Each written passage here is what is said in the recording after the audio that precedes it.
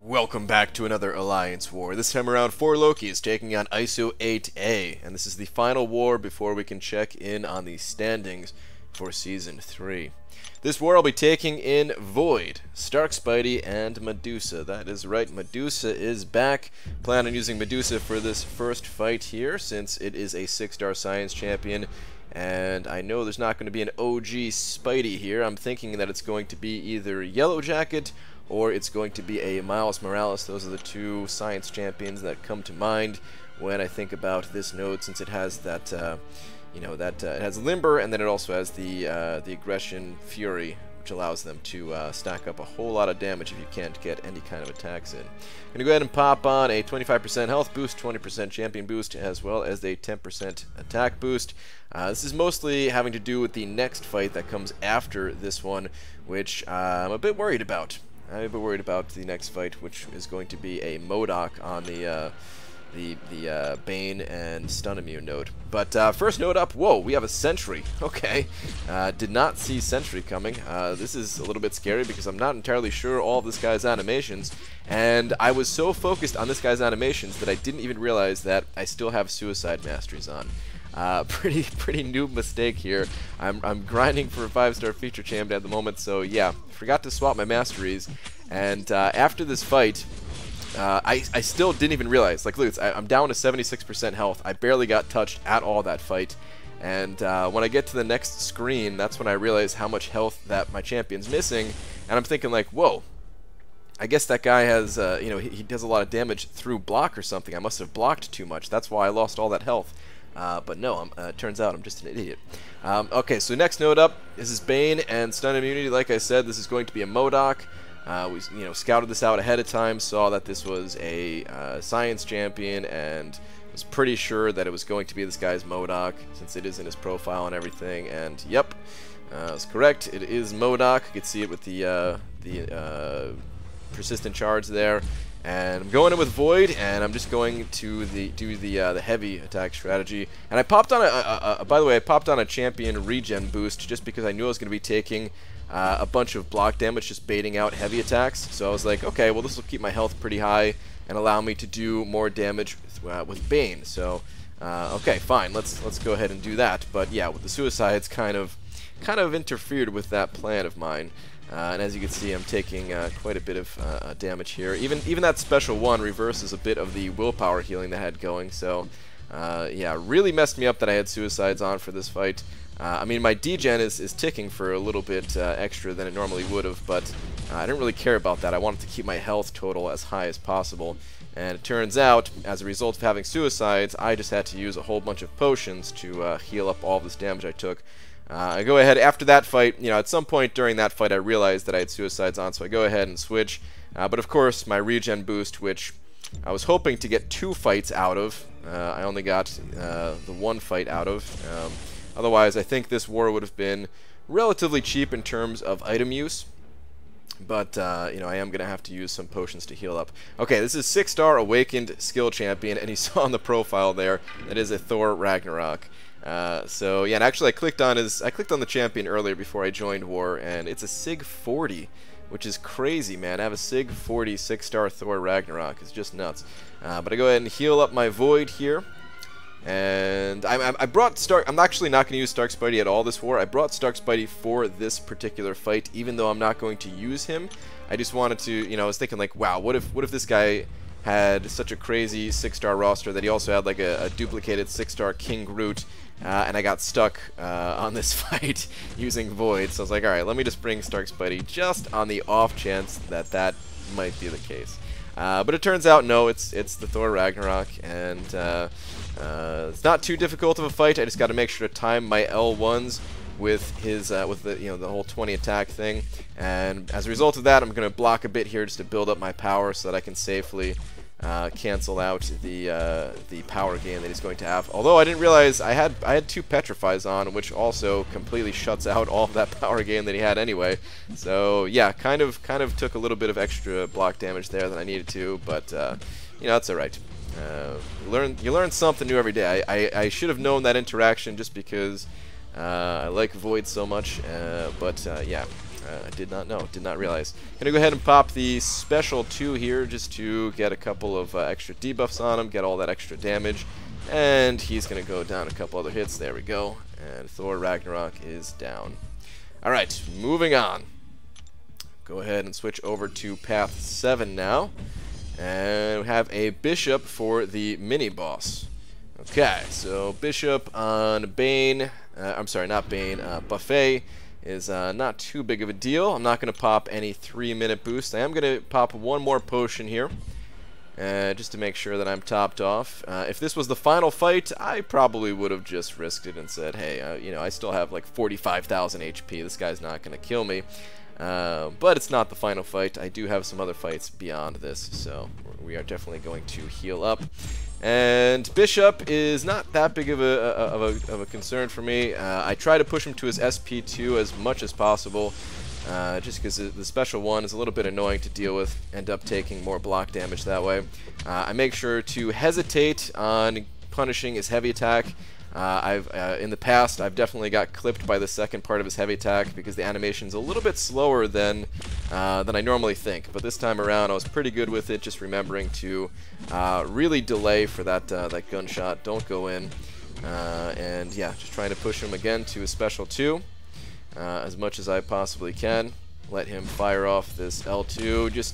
I always wait for the laser beam to just barely touch me before evading back, and if you do that, you're not going to have too many issues. Go ahead and just hold the block here to bait out that heavy attack. This way I can continue to bait him or push him to a special 2. And I go ahead and launch my special 2 here. I never know what the right call is. I mean, if I get to Fear of the Void, then my L2 can do more damage, but is it better to do that, or is it better just to launch the special 2 when I can? This way I don't find myself in a weird spot where I get to a special 3, because I wanted to get back to a special 1 afterwards. So yeah, maybe I could have held it to deal more damage, but I just popped it when I did. And either way, this guy's almost dead. Evade the last little bit of his L1, and due to Buffet and all the debuffs I had on him, that goes ahead and drops Bishop. Okay, next fight we have a 455 tech champion, and we've played ISO8 before. We've played these guys a lot in the past, and I've fought this one person in particular, Dave Chow. I've fought his Sentinel in the past. He's in my past videos, my past Alliance War videos, so I was fairly certain that this was going to be a Sentinel.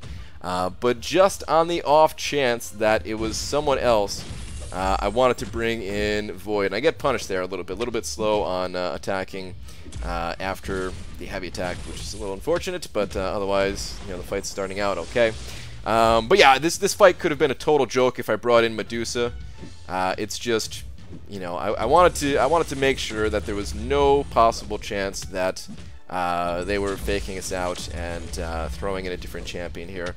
I mean, I'm pretty sure that these guys know that we have a pretty good idea of, you know, the champions that we're going up against, just because we have fought these guys like 3 or 4 times in the past. So yeah, just wanted to be safe here.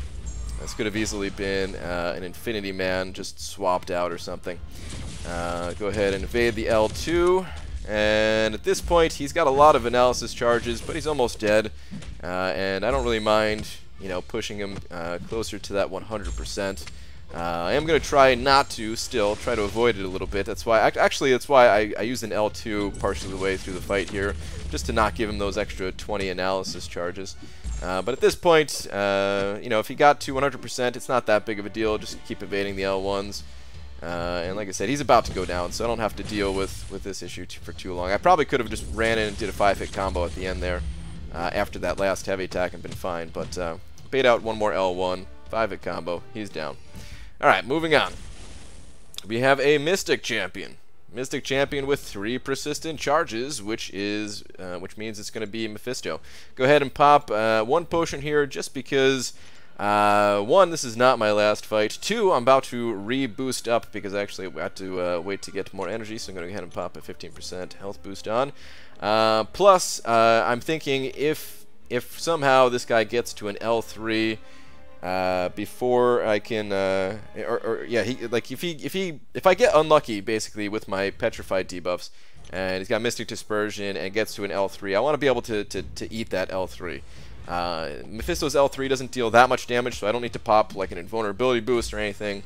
But you know, I still want to make sure that I'm topped off to not die from that L3. And beyond that, there's no real worry about taking down this Mephisto. I'm immune to the you know, the incinerate damage, and I'm just gonna get a couple L1s building here. Try to bait out the L1 specials just because they give me openings. And as long as I don't miss time going in on the L1, then everything should be fine.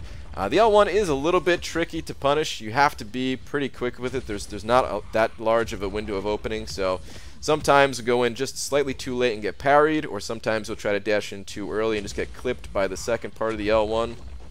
And I think, if I remember correctly here, I think I do mess up on one of the L1s at some point throughout this fight. We'll have to see. Pretty sure that happened at some point here, but his health is draining pretty rapidly, and he is now in that 30% territory. I keep attacking him into him anyway, just to get another debuff going on him. And yeah, he's about to go down. Oh, there we go. There was the one time that I got hit by the second part of the L1 there. It's got a couple of debuffs on, which is reducing that damage since I am running in equity, and it doesn't deal all that much damage to begin with anyway, so it wasn't that big of a deal, but yeah, a little bit of damage taken. Otherwise, pretty clean fight. Alright, now we have the mini-boss, and this will be my last fight of this war. This is a Sabertooth mini-boss. I think I fought a Sabertooth mini-boss last war, if I'm not mistaken. I'm just going to run a pretty similar strategy. It has strike back, so I don't really want to use my specials until I have petrified debuffs on him, or if his power is pretty much completely drained. If I can get him to use a special and then throw an L1, you know, Rennie has no power, just to push him over a bar of power. That's also fine, but I don't want to launch these things right away. I'm actually going to try to get another L1 out of him before I use my special here.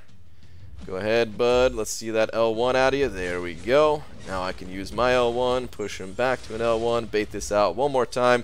I also have one Petrify on him now, so you know, I'm much more in the clear to be using my specials. Once you get that one Petrify, the fight is pretty much over. I am going to hold my special here, though, just because, just like last time, I'm a little bit too far left on the map. Too far left that I'm comfortable with. So just get to an L3 just in case I get cornered. This way I have a way out. It's pretty similar to you know, the way I think about when I used Void against Sentinel is that, yeah, I could have used Medusa and the fight probably would have been fine. And same thing with this fight. Yeah, I could have used an L1 and the fight probably would have been fine. Probably would have been even faster. But what is the 100% safe play, or the closest to 100% safe play? And that was holding for an L3. And at this point, he's almost down. His regen is just ticking him down for something like 1,000 per tick. And even as much health as a mini-boss has, doesn't really matter. He will be down in just a second here. And that is it. That is it for my war. Fairly clean war. I was very happy with how I did this war. It was just the whole suicides thing in the beginning that kind of messed me up. If it wasn't for that, I think this would have been one of my cheaper wars to go through. So, well, lesson learned. Used a few potions there that I could have saved. But in any case, ISO8A, they did take the victory against us. So good war to those guys. Maybe we'll get them next time around. We'll have to see. I'm sure we're going to play each other again. We seem to play these guys quite a bit. But in any case, that is it for this video. Thank you very much for watching, and I will see you guys in the next one. Take care.